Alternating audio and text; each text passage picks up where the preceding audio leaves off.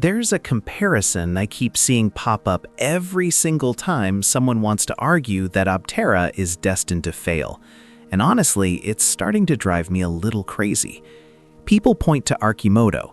They see the stock price has cratered, and they immediately declare the entire three-wheeled electric vehicle category dead on arrival. But here's the thing. Judging Arcimoto's stock price and then applying that logic to Aptera is like watching a lemonade stand go out of business and concluding that the entire beverage industry is finished. The stock price of a company and the fundamental viability of a product are two completely different conversations, and conflating them is one of the most common mistakes people make when analyzing the EV space. Let me be clear about something before we go any further. Arcimoto is still selling vehicles right now. Go to their website and you will find vehicles available for purchase. Yes, the company is in a difficult position. Yes, there's a real possibility that things don't end well for them. But the narrative that Arcimoto is simply dead because its stock went down is the same logic that would have had you writing off Rivian or Lucid years ago, given how badly their stock has performed. Nobody is out here saying Rivian is finished just because its share price tanked. So why do people only apply that logic to Arcimoto, and then by extension, Aptera? It doesn't hold up under any real scrutiny. Now, I've done a decent amount of research trying to understand what actually went wrong at Arcimoto, and the picture that emerges is more complicated than just bad marketing spend. Sure, that was part of it.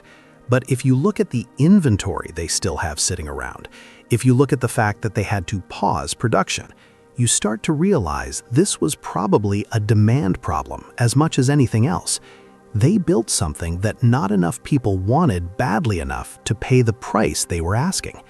And once you understand why that happened, the comparison to Aptera completely falls apart. The analogy that I think captures the problem with lumping these two vehicles together. The Lordstown Endurance was a complete disaster. It failed spectacularly, embarrassingly, in ways that became almost a case study in how not to bring an electric truck to market. But does that mean the Cybertruck was destined to fail? Does that mean electric trucks as a category were finished? Of course not. The Cybertruck is a truck with four wheels, just like the Lordstown. They both seat multiple people. They both run on electricity. But the similarities basically end there. Engineering approach, efficiency, design philosophy, target market, completely different. And the same level of nuance needs to be applied when people talk about Arcimoto and Aptera. Yes, both have three wheels. Yes, both seat two people. But that is genuinely where the similarities end. And everything that actually matters about these vehicles points in completely opposite directions. So let's start with Arcimoto. And let's be fair to them because I think they had an interesting concept. The idea of a small, nimble, open-air electric vehicle for city use is not inherently a bad one. The problem is in the execution and the market positioning. Arcimoto branded their vehicle as a fun utility vehicle, which always struck me as a strange choice. Fun is subjective. You can't tell someone what they're going to find enjoyable and build an entire brand around that assumption. And the open-air design, while visually striking and genuinely fun in the right conditions, creates enormous practical limitations that I don't think the company ever fully reckoned with. The efficiency numbers tell a revealing story here. Arcimoto runs on an 18 kilowatt-hour battery pack. Their website claims just over 100 miles of city range, which sounds reasonable until you realize that number is based on driving around at 30 or 40 miles per hour in gentle urban conditions. The moment you take that vehicle onto a highway, which by the way it maxes out at around 70 miles per hour, your range drops to roughly 30 miles. 30 miles of highway range. That is not a vehicle you're taking on a road trip. That's not a vehicle you're using to visit someone in the next town over. That is a vehicle with a very specific, very narrow use case. And the price point of around $20,000 to $25,000 means you're paying real money for something with serious limitations baked in.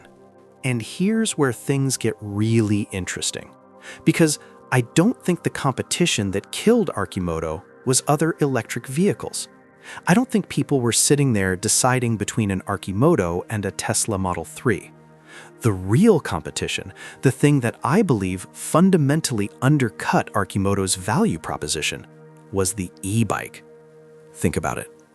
If you need to move yourself or one other person around a city, if you're only covering 10 to 15 miles per trip, if you're perfectly fine with an open-air experience, why on earth would you spend $20,000 on an Arcimoto when you could spend $1,000 on an e-bike that covers the same ground? Some e-bikes without any pedal assist can cover 20 to 30 miles on a charge. Add different battery modules and you extend that further. The overlap between what an Arcimoto does and what a good e-bike does is enormous. You're even steering both of them with handlebars. The storage situation doesn't help either.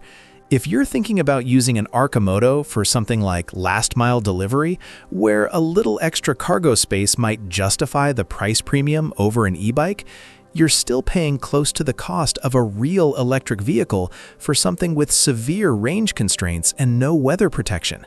The math just doesn't work in Arcimoto's favor from almost any angle you approach it. Now, let's talk about Aptera, because this is where the conversation completely shifts, and I want you to feel just how different this vehicle is from Arcimoto at a fundamental level. The most reserved variant for Aptera customers right now is the 400-mile range version. 400 miles. Compare that to 30 miles of highway range from Arcimoto, and you're not looking at a difference in degree, you're looking at a difference in kind. These are completely different vehicles, serving completely different human needs. The Aptera was designed from the ground up with aerodynamics as the central organizing principle. Everything about the shape of that vehicle, the teardrop body, the enclosed cabin, the way the wheels are fared, exists to minimize drag. And drag only becomes a decisive factor at highway speeds, above 50 miles per hour. That tells you exactly what the Aptera was built for. It was built for the highway. It was built for the kind of driving that most Americans actually do, covering real distances, connecting cities, making trips that matter. Arcimoto, meanwhile, was designed for the exact opposite environment. Low speeds, short distances, urban environments, where aerodynamics barely factor in at all. So when people say these are basically the same product, they are revealing that they've only looked at a photo of each vehicle and drawn a conclusion from the wheel count. The actual engineering intent behind each vehicle is pointing in opposite directions. The cargo situation with Aptera is also dramatically different from what Arcimoto offers. The rear storage area in the Aptera carries over 30 cubic feet of usable space. That's not a glove compartment. That's not a small frunk. That's enough space to handle real-world cargo needs, groceries, luggage, gear for a weekend trip. And the cabin itself is enclosed, which sounds like an obvious thing to say, but it changes everything about who can realistically use this vehicle. When it rains, you stay dry. When it's summer and the temperature is pushing 100 degrees, you have air conditioning. When it's January and there's snow on the ground, you have heat. That means you can leave the Aptera outside without worrying about the interior getting damaged.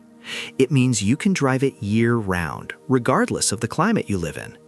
That alone opens up the potential customer base to include virtually everyone who owns a car, rather than just people in mild climates who don't mind getting wet occasionally. The driving experience inside the Aptera is also designed around what people are already comfortable with. You're sitting in a seat, not straddling anything. There's a steering wheel in front of you and pedals at your feet. You're sitting next to your passenger, which is how every car works and how every conversation in a car naturally happens. There's an infotainment system, navigation, stereo controls, HVAC, windshield wipers. Everything that makes a car feel like a car is present in the Aptera. If you've ever driven any normal vehicle, you already know how to use an Aptera. That familiarity matters more than people realize when a new product is trying to build mass adoption. The charging capability is another dimension where Aptera separates itself clearly. Aptera supports DC fast charging up to 60 kilowatts.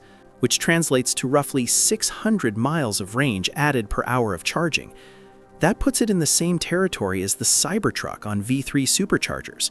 You are not waiting around for hours to charge this vehicle. You stop, you plug in for a short while, you continue your trip. That is highway-capable behavior.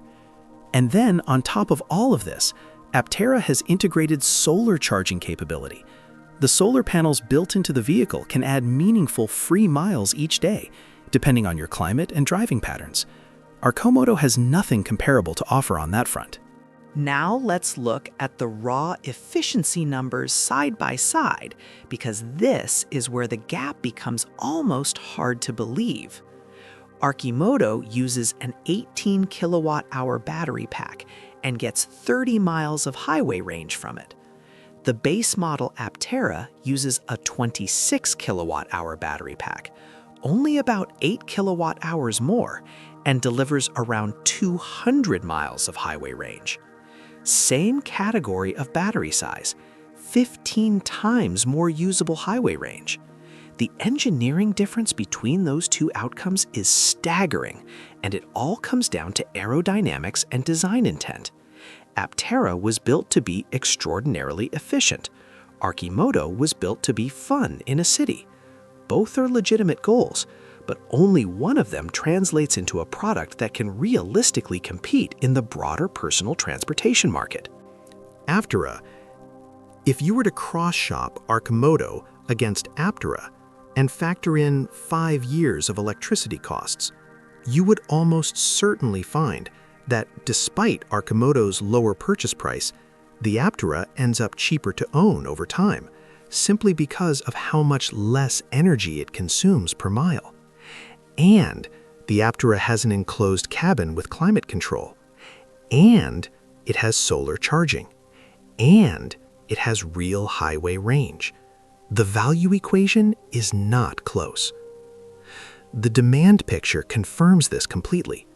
Right now, Aptera has over 46,000 paid reservations. Their first production line, when it comes online, is designed to build 20,000 vehicles per year. That means even if production started today and they stopped accepting any new orders at all, they would need more than 2 full years just to fulfill the existing backlog. And the reality is that once Apteras start appearing on city streets, once real owners are driving them and posting real-world reviews, and people can actually see these vehicles in person, there is going to be another enormous wave of demand. People who were waiting to see proof before committing are going to see that proof, and they are going to get involved.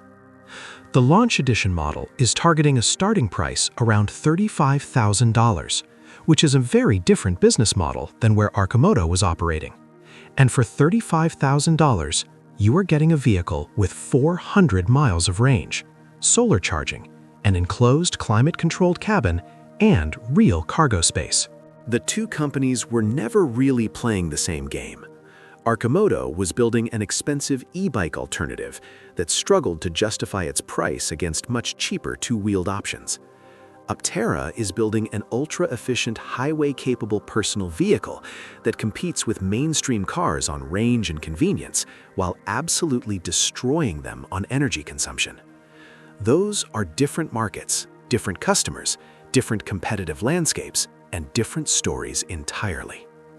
So, the next time someone points to Arcimoto's stock price as evidence that Aptera is going to fail, push back on that. Ask them what the actual similarities are beyond the wheel count. Ask them whether they've looked at the range numbers, the cabin design, the charging capability, the cargo space, the demand figures. Because when you look at all of those things together, what you find is not two companies telling the same story. You find two completely different bets on two completely different versions of what personal transportation could look like.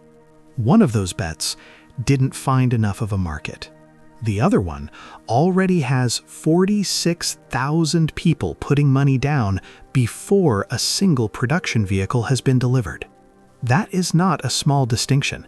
That is the whole story.